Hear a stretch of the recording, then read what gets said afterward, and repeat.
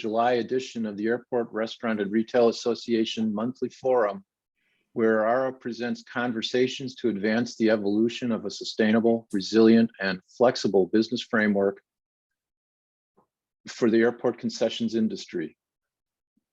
I am Andy Wettig, Executive Director of ARRA. I thank you for joining us. We can wait a couple minutes here for people to register to come on in.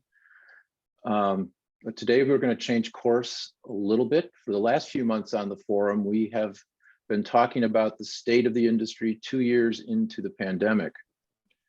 This month, we turn to challenges airport operators are facing, in particular differences between street side and airport restaurants and stores.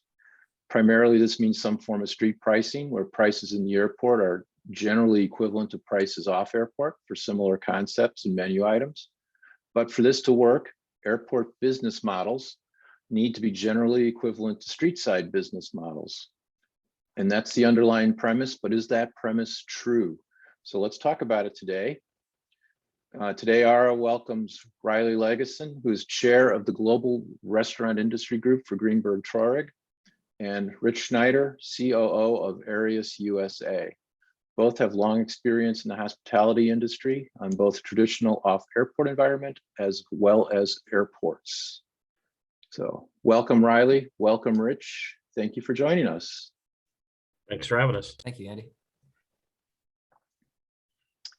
So I'll start with you, Riley. Many of our listeners know Rich, but I'll start with you and say, tell us a little bit about your experience with restaurants, stores, street side and airside. Well, I got in the restaurant business after college in California, somewhat by accident. I started working at a group called Baja Sharkies in Manhattan Beach as a server. I was there for about 5 years and started my own concept, a fast casual concept called American Bento Company in Los Angeles, and opened a few locations and then sold my interest to go to law school to start a practice focused on restaurants. So I've been working in the restaurant space for a good part of the last 30 years and represent a number of brands in the leading fast casual, full service, chef-driven celebrity brands around the country, with both company-owned development in brick and mortar locations, but also developed in around 2005 or 6, a niche practice focused on airport restaurant development, as it seemed to be a great opportunity for our brand clients to work with great operators in the space. So over the course of the last 16, 17 years, we've been involved in literally hundreds of airport transactions and RFPs, and have many clients in the US and internationally operating with brand partners in the airport space. And so see firsthand the differences and distinctions between the different models and how complex it is in the airport space, and have a fond appreciation for what airport restaurant operators do. That's definitely a different perspective coming into this. So from what Rich more traditionally as the operator on both the airport side and street side. Yeah, I was gonna say I was born into the business, right? My family owned a restaurant when I was old enough to be free labor, which I think was about 5 or 6. I started working in the kitchens, primarily in the dish pit where I couldn't do too much damage. I really worked my way through the restaurant up until I was 18. And I spent most of my time either in traditional or non-traditional spaces, casinos. I've done 2 tours in airports, one with Delaware North and one here with Arius. I've worked in sports and entertainment with Spectra as well as Delaware North. And for me, my street side primarily comes through working in the gaming divisions of Caesars and MGM Mirage, or MGM Resorts now, where we did a lot of leasing deals both inside and outside our spaces, and we had a lot of real estate that we owned across the properties that we used to look to maximize. So for me, very excited to be a part of this panel with the esteemed Riley Legeson and yourself. So I look forward to having some good, robust conversation. Sounds good. Thanks a lot, Rich. Thanks, guys. As I said in the introduction, many airports have some form of street pricing, which of course relies on the premise that street side and on airport businesses are comparable. There's obviously many differences. We touched on a few of them in our little pre-call here, but before we get into those differences, what ways are they comparable?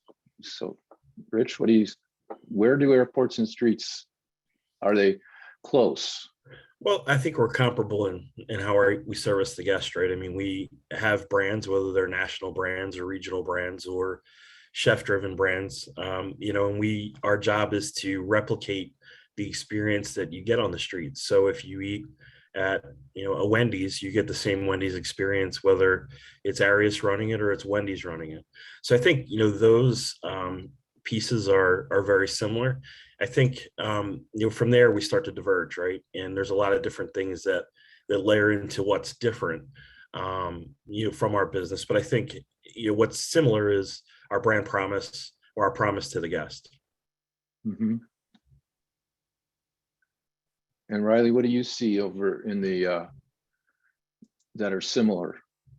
Well, I would agree with Rich that the brand promise to the guest is similar. That the operators want to deliver to the guest the experience they get on the street, but the differences are stark. It's airports are a very highly specialized environment. It's a lot more complicated and nuanced. And that's why when we're working with our brand clients, especially those that approach us and say, hey, we'd like to submit our names and self-operate in connection with RFP, we often encourage them to really do as much research as they can and explore working with brand partners because of the challenges and differences. Mm-hmm.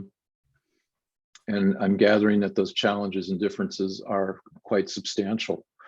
So if we look at, say, the largest line items on a P&L statement, costs of goods, labor, rent, depreciation, we probably see some significant differences in each of those categories. So starting with what could be the biggest, labor.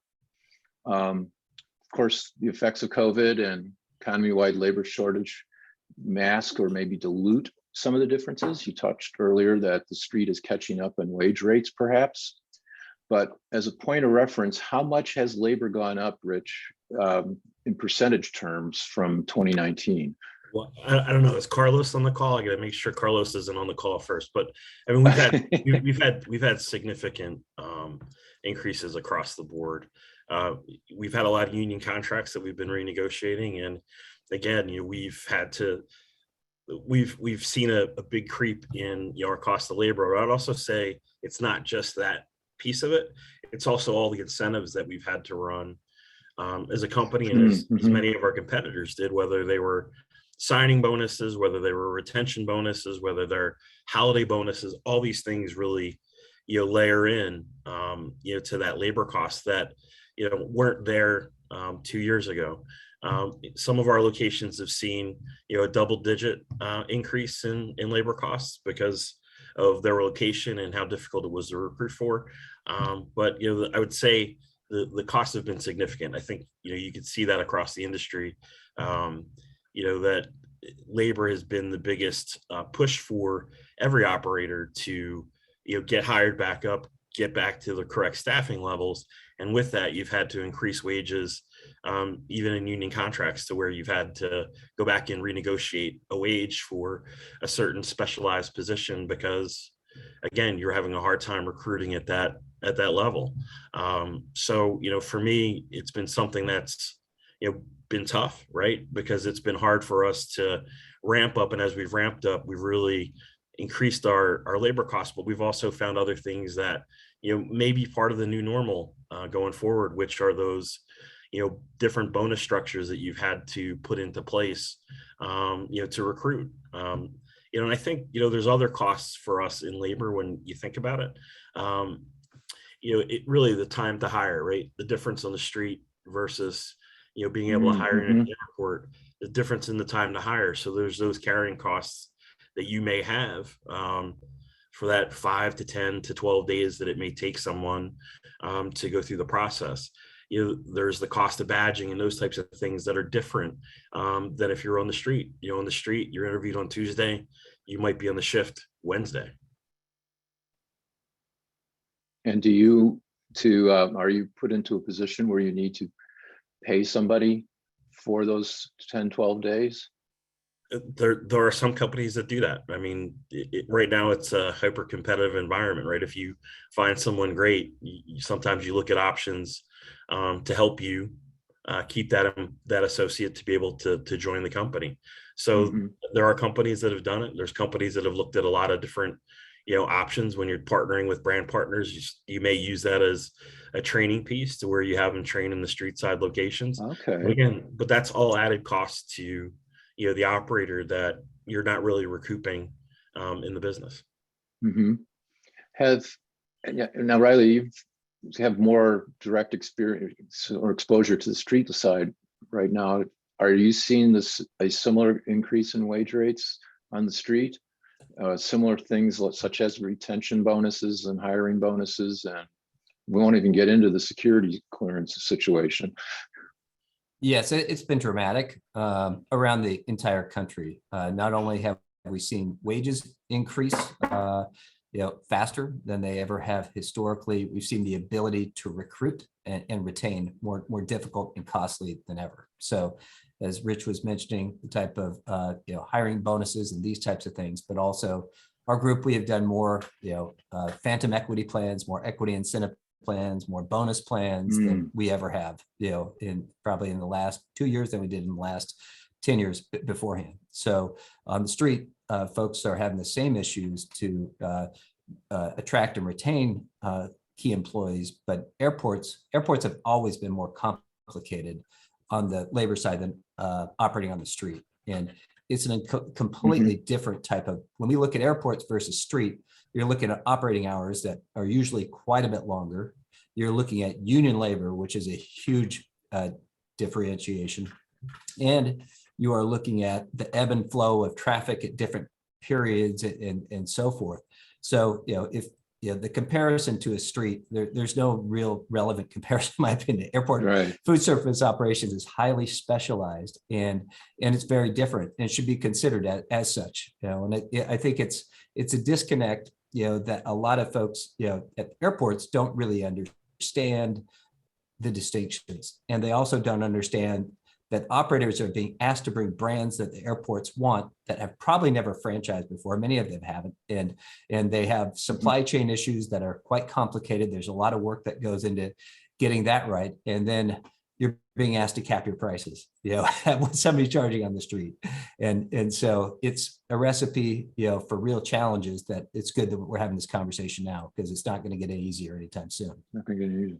Yeah, and I do want to throw in transportation as well, because I think that's something that, when you look at street locations versus airports, there's often that transportation is a huge issue, and being able to get folks to the airport, and that whole time there is different than the street. And I think, and sometimes you have folks that are probably going 30 to 45 to 40 minutes to an hour to get to work, where on the street they might be able to get there in 10. So I think it's just an important challenge that the airport operators have, in addition to the period of going through the security clearance and all the things that you need to do. Those are just added parts that we have to overcome as employers. When you say security clearance, is that getting the badge, or is that every day? Well, that's going through the badge, but it is also every day you're going through security. Again, different from the street. Street, you're inside the building. You get there at 5, you're in there at 5. You get to us at 5, you might get there 5:15. We could go into the logistics issues that you have just that are different from the street, right? Where the street, you get deliveries at certain times. You don't have to have someone that has clearance to drive on a tarmac. You don't have to have someone who's badged to be able to get through those things. So there's a lot of differences, and I know we'll get to those in a bit, but I think transportation is one that we often overlook, as a detractor or an added cost to airport employers. How short are you in terms of employment right now? How, in terms of percentage, if you could have every position filled, how many are you short on that? Well, you know, look, if you have a few hundred folks, I'll take them today. I mean, if you want to apply, Andy, I will give you a bonus, as well as Okay. we'll give you an iPhone too if you stay 90 days. Um, we have seen the market get better. We've started to see more, you know, folks come in as applicants. We've started to see more folks come and show up to interviews and get through it.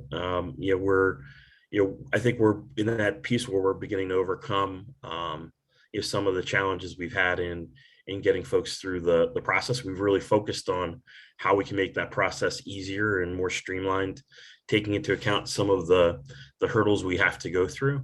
But yeah, I mean, you know, we're still short, but it's getting better every day for us.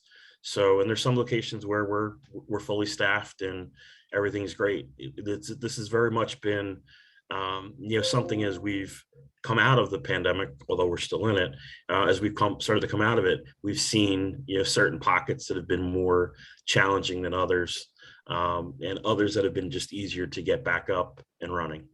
Mm-hmm. Mm-hmm. Yeah, and then not to mention that we might be having another wave starting any day now. Well, I mean, as we went through it, I mean, I think it's been the perfect storm, not just for the airport industry, from, you know, a food and beverage and hospitality and retail operator, but, you know, the whole country and the whole world. I mean, we're all looking at the same challenges. We just have to deal with them in different ways, depending.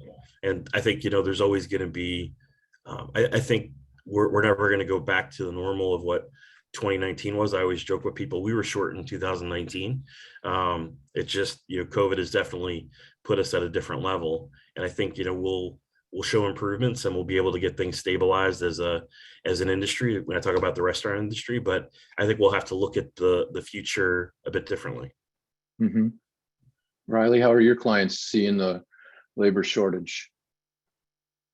It's similar, airports in the street. I think for the reasons Rich mentioned, always more challenging in the airports, especially because of transportation and other things. Everything's just gotten more expensive. And if, you know, the cost of transportation has gotten more expensive, people are driving themselves to the airport and paying for gas, it's gotten more expensive. And to go to a job that takes 45 minutes there and back, you know, it's tougher to get people. But similar at the street, you know, we're seeing less turnover. We're seeing some level of stability, but still a lot of open positions, you know, all over the country in restaurants. So not by any stretch of the imagination at the staffing levels that are needed, you know, on scale. Mm-hmm. Rich, you started alluding to, and as you did, Riley, supply chain challenges and inflation. Obviously, these are affecting everybody, street side and airport side. But then I asked the question: are the supply chain challenges the same? Is the cost of goods inflation the same? Riley, it's different. I mean, similar in that, yes, inflation has increased the cost of almost all products around the nation over the last year or so.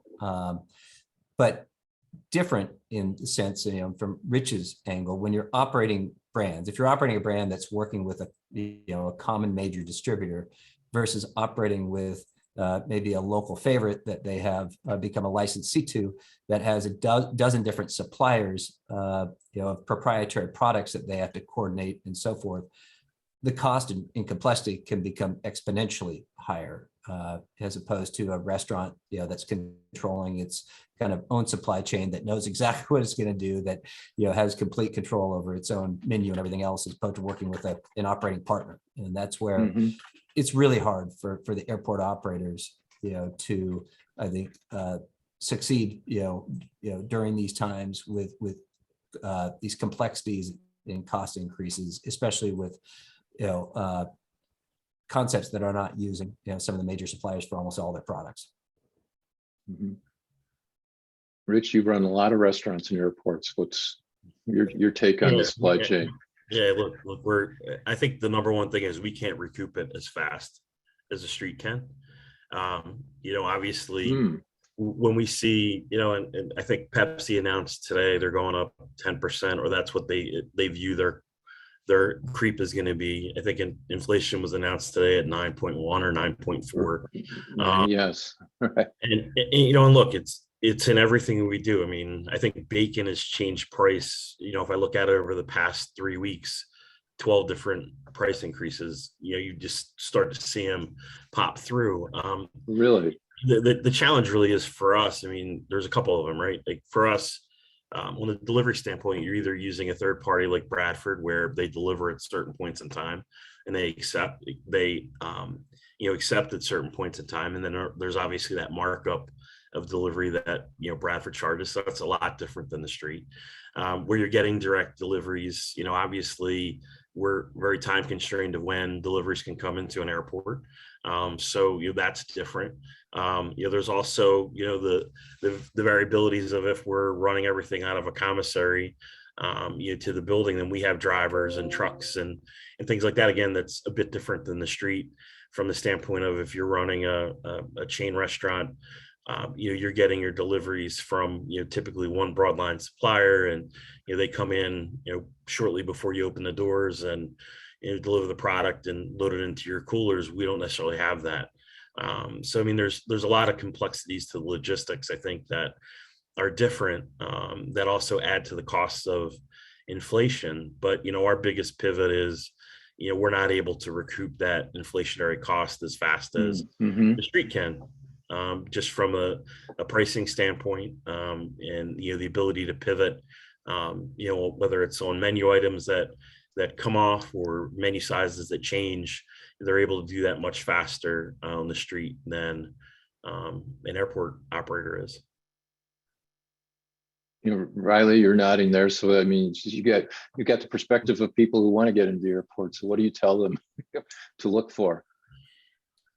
Well, the aspiration is for a restaurant to be operated as well as it is on the street, to reflect very favorably on the brand in all respects.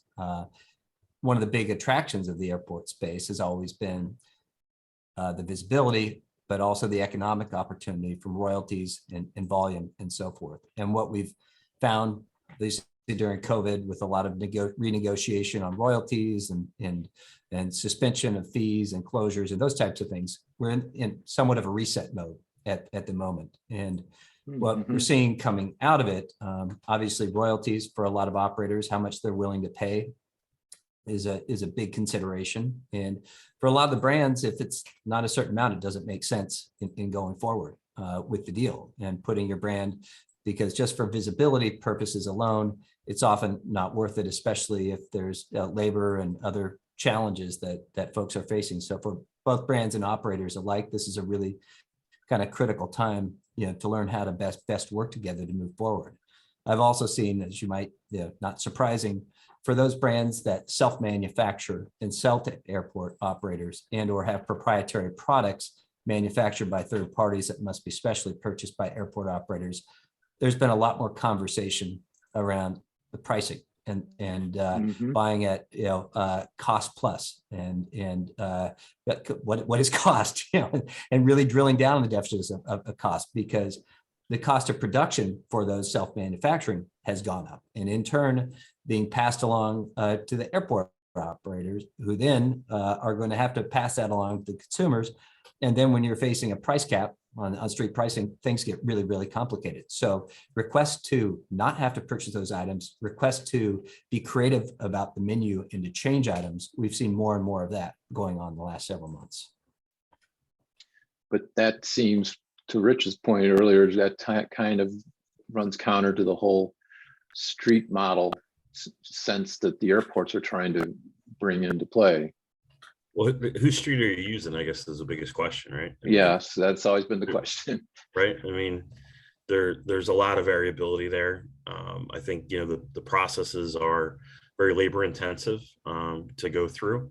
And, there's a timing component of it. A restaurant on the street will say, okay, we're going to raise prices on Monday, and Tuesday it's done. For us, there's a longer process that we have to go through. Obviously, you have to get the market basket, and you get your different multiples of market basket that you have to get. Then you submit that, and there's a review period, and then, it's approved, disapproved, or there might be questions, and that, elongates the ability to capture that, revenue to help offset the additional costs, whether it be, inflation or just, general business costs that are going up, from a food standpoint, right? Because we've always seen it with certain food items that will go up at certain times of the year, whether you're able to recapture that. So, I mean, I think we have to really look at that pricing model, because, it's not working right now, where we're dealing with, really this tremendous pressure of inflation in everything. There's not one thing that doesn't get touched, right? I mean, I just read that, in Mexico, they were having challenges with cans and bottles for beer, right? So, that became a challenge. We saw it with cups for a while, right? We were having a hard time getting the right cup size, and those different things really caused those challenges through your business. And it's touched everything from, cost of goods in your food and beverage products to your chemicals, to, I'm not even going to talk about your costs for energy right now, because that's been really going through the roof. If you've looked at your utility bill even at home, you see all that creep. And I think pricing is one of those ways that you can recapture. And I think we just have to have a candid conversation to find out if there's a way that we could find a better program to handle pricing. Right. I don't think any operator wants to price themselves to where they're so high that, it creates an issue. But I think we want a price that's, helping us achieve the offsets of the inflation that we're seeing. We want to be fair with our guests. We want our customers to come back to us and spend more with us. So, I think there's got to be a model in there that works, because I think right now, if you look at us versus the street, we as an industry aren't capturing, the added costs that we've seen with all the inflationary pressures, from labor to cost of goods to energy, et cetera. Let's swing you over to one of the bigger costs. We had in our pre-call, we had some discussion about rent and occupancy costs. I don't think the spread between the street and the airport is that well recognized.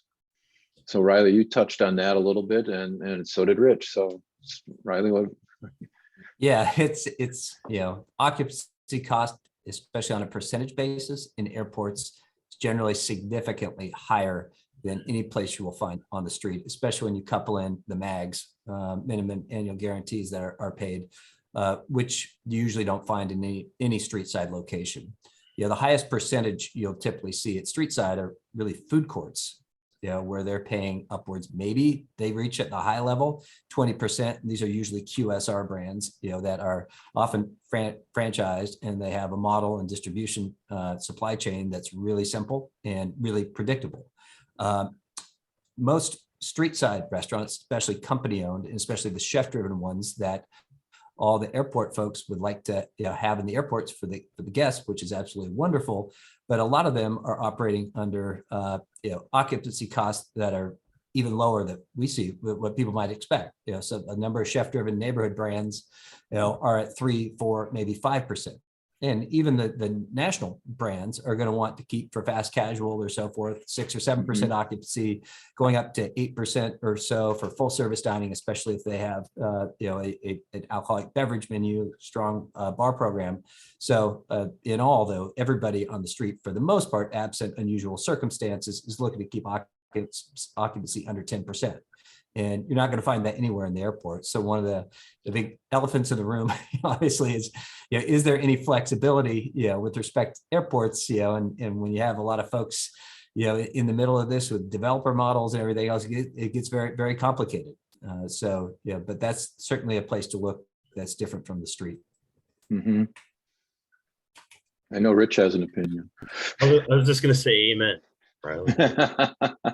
No, I mean, I agree with Riley. I think when you look at the models, they're, vastly different. They're, everything from construction costs on the street to, occupancy costs to, how you can depreciate are different on the street, right? Because, typically you're signing long-term leases when you're building these large restaurants. So, our lease terms tend to be shorter. So, I mean, there's a difference in your depreciation value. And, obviously the cost of construction is far different in an airport than it is on the street.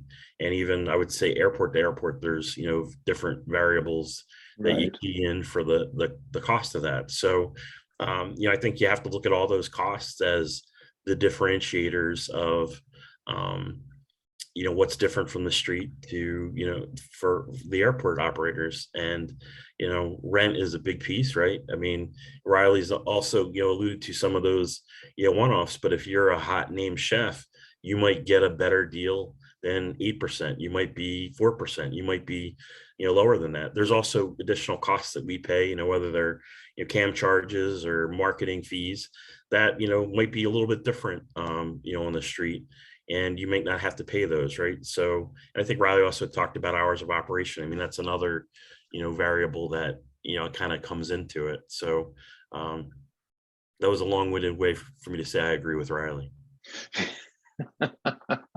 But you touched on our next topic, which is capital and depreciation. So the P&L hit is depreciation. How long on the street, Riley, are those leases in comparison to the, we won't even talk about what the difference in CapEx is.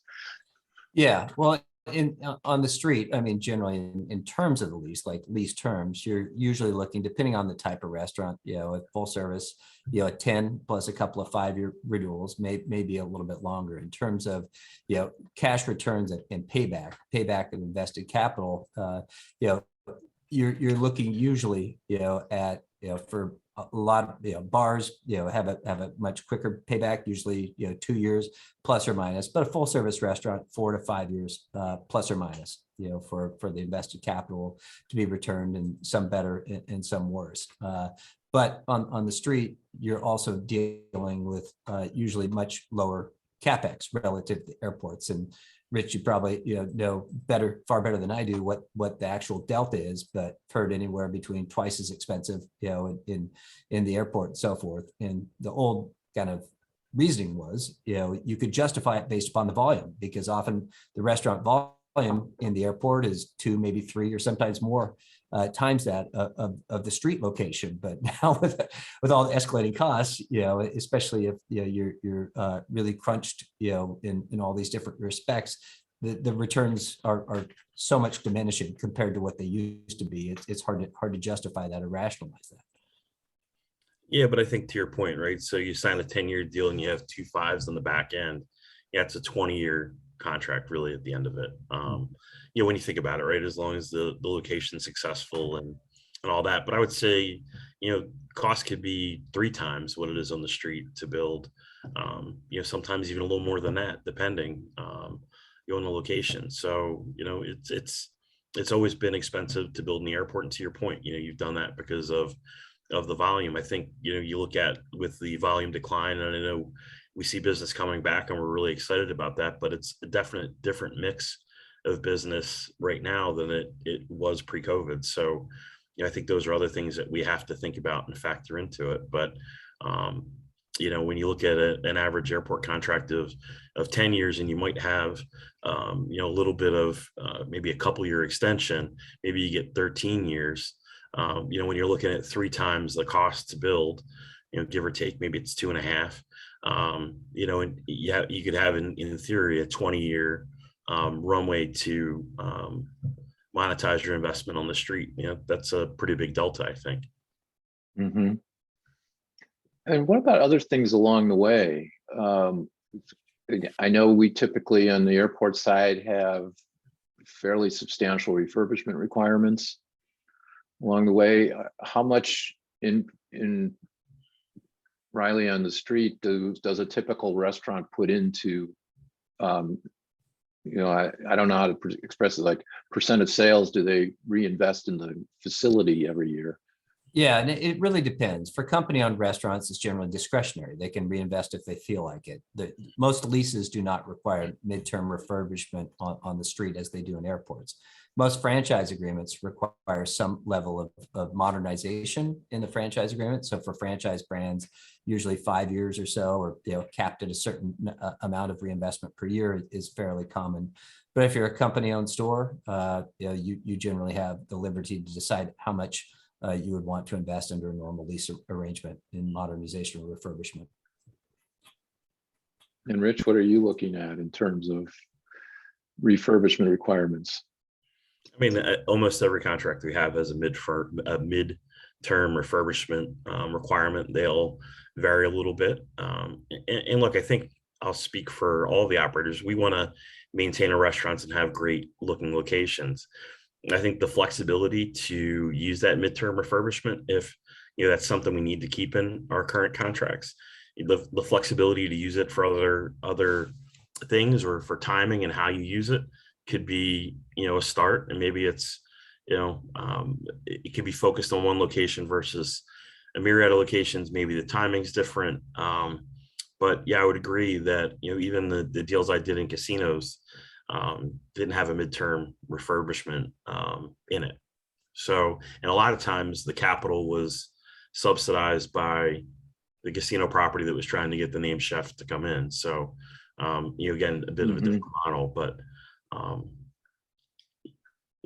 I think we all want to operate great spaces. It's just, sometimes that refurbishment requirement, especially when you might have a location that has not seen the employments that you thought you would when you were going through the process, or there was a change in airlines. I mean, maybe Southwest moved gates or Delta moved gates. I think we've all lived through that at one point in time, right, in our careers. That again can be something that should be more negotiable, I think, than it is today. Mm-hmm. We've talked about a bunch of the larger costs. You've also touched a little bit on some of the smaller line items, but what are differentials in these smaller cost areas? Like, well, you touched on energy, but that's going up for everybody. Say insurance, for example, is there a difference between the airport and the street and insurance? I don't know offhand an answer to that, but I do know one item, that's an important one in my opinion, and probably to a lot of the operators, is both parties need to be successful, in a licensed relationship, the brand and the operator, and when we look at airport deals, we want both parties to make money. They have to, or otherwise it's not good for either party. And so the brand that's working with the operator, needs to get their royalty, and the operator needs to make a profit from the business. Any other way, it's not good for anybody, and that's where there's a disconnect, at the airport authority level in a lot of places where that's not taken into account or appreciated, and encouraging folks to really understand the distinctive economics of airports relative to street locations, is really essential to walk through a P&L and do a margin analysis, say our labor's different, our rent's different, our costs of goods are different. There's not a whole lot left over after paying a royalty and the royalty. And that's where the brands aren't going to want to do these deals anymore. It makes no sense. And we've seen some, well, we're not going to pay you a royalty for 3 years. Well, why do that? Or tying everything to the bottom line. It's,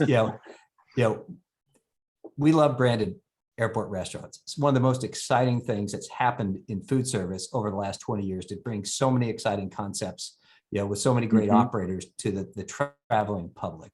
And that's what the airports want. That's what the customers want. And we need to make sure that there's a way for that to be viable. And that's the airports really taking a hard look at the economics and being more flexible in working with the operators, in our opinion.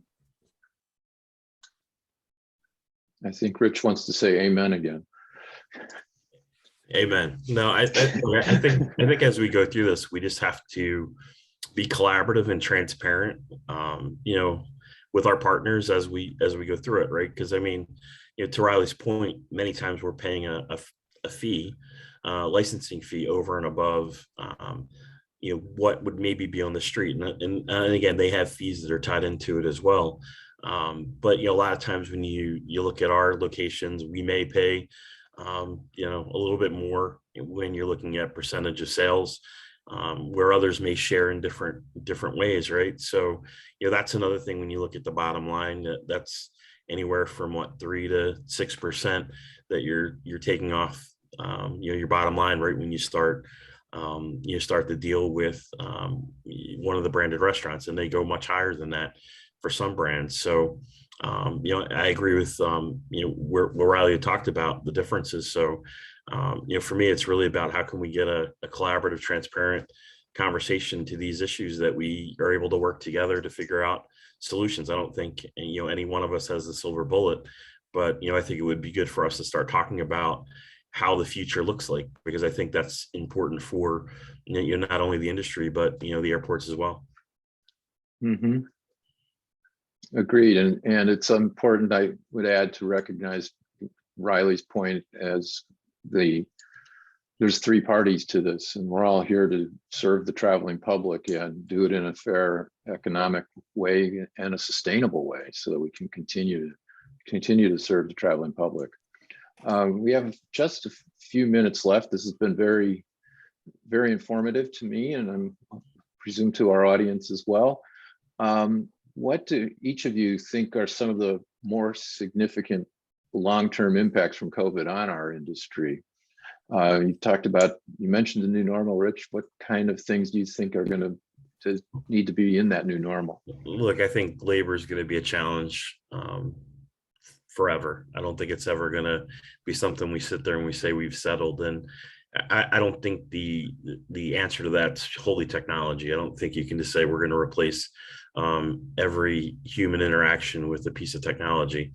I think technology helps. I think efficiencies help. Whether you're looking at the back of house, how you can make things easier to do and more consistent to do with whether it's cooking or prep or things like that. But I think labor is going to be that big challenge of being able to have a pool of folks that are available to work for us. We're going to have to be more nimble and say, what, if you can only work Tuesdays and Thursdays, you're hired. You can only work 6 to 2 on every other Wednesday. Okay, sounds good. We're going to bring you in. And I think those are things that we wouldn't have looked at in the past. And I think, we have to widen our net and look at, how can we change, the perception of the industry, right? Like, I think I was talking to a few folks that, hey, it used to be exciting to work at the airport. I couldn't wait to get there. And now, maybe that's not the case. So how can we work together to fix that? And some of those things may be, answering how we can handle childcare in a innovative way in large airports, mm-hmm. where, we can band together collectively with the airport to do that. I mean, I think labor and how we'll be able to continue to develop the future is going to be the big piece. And again, I don't think we'll be able to replace everyone with robots. I think really it's a mixture of using technology that's going to enhance the guest experience, and because customers want to deal with us in different ways, right? Not everybody wants to talk to a cashier. They might want to just order it on their phone or do it through a kiosk, but we need to be able to offer those different pieces. But I think we have to figure out how we can better recruit, how we can better retain, which I think is the big piece, and and what are those obstacles that can we need to take out as we look at the future. We did get a question, so from both of you, then we'll come back to you, Riley. Is like, do you think customers are more likely to bring their own food and snacks for their flights, given different airline schedules, given long lines, given shortages of products? Are you seeing, Rich, in the airport that your capture rate has gone down? Well, I think you're seeing some of that in some areas. Look, it's a different traveler today than it was. That's a good point too, right? So it's a lot more leisure. You're seeing a lot more value. I think where you may see that could be more in when you're talking about value airlines like Spirit and Frontier and the like. There you might see that. I mean, we haven't seen capture rates significantly decline, but anecdotally I can say is traveling through airports, you do see folks that have snacks packed in their bag as they go through security, and you see that in some airports. And again, I usually see it in those areas where you see heavy Spirit or Frontier or even Southwest to a degree. But again, we've started to see some of those things ease from a standpoint of, where we couldn't get beef jerky for a week, right? Like we're starting to see those things tighten up to where we have more of a consistent offering. But I can't say that I've seen capture rate go down significantly to where, we have large swaths of people bringing in, their own food. Because I think it's a little bit complicated too, as you go through TSA. I don't think folks, if you're not a business traveler, it's something that, is you're not used to. So you probably want to have as least amount of things in your bag as you can. Yeah, true. So Riley, mixing in all the perspectives you bring to it, what are the long lasting significant changes besides you can't go back on labor that COVID has done to this industry? Well, I think one takeaway from our perspective from representing brands and talent in airport transactions is that we're at an important crossroads. If airports and consumers still want to see the fresh, exciting brands, the better concepts, the hot local, regional, others that they seem to really want, that everybody would like to see, there needs to be this conversation that we're having right now with the airport authorities and others in the chain of the economic decisions to set out a model that actually works. Because right now it's not working for the brands. The operators are being pushed way too hard under an unnatural construct that does not allow them to be successful. And as a result, they're not able to work with the brands in a way that allows the brands to be successful in some circumstances. So for the ideal scenario is for everybody to do well, the brand, the operator, the airport, and the customer. And we need to have all of those folks satisfied. And there's a way to do that, but it involves having everybody at the table and being a part of that conversation. Well said. Well said. Well, thank you, gentlemen. Thank you, Riley. Thank you, Rich. We've come to the end of our 45 minutes here. So I think I want to thank you for your insights. It's been very informative. And thank you to the audience for joining us today. We hope you found it informative as well. So once again, good afternoon, good evening, everybody. And thank you, Riley. Thank you, Rich, for joining us. Thank you for having me. Thank you, Rich. Thanks, Andy. See you all.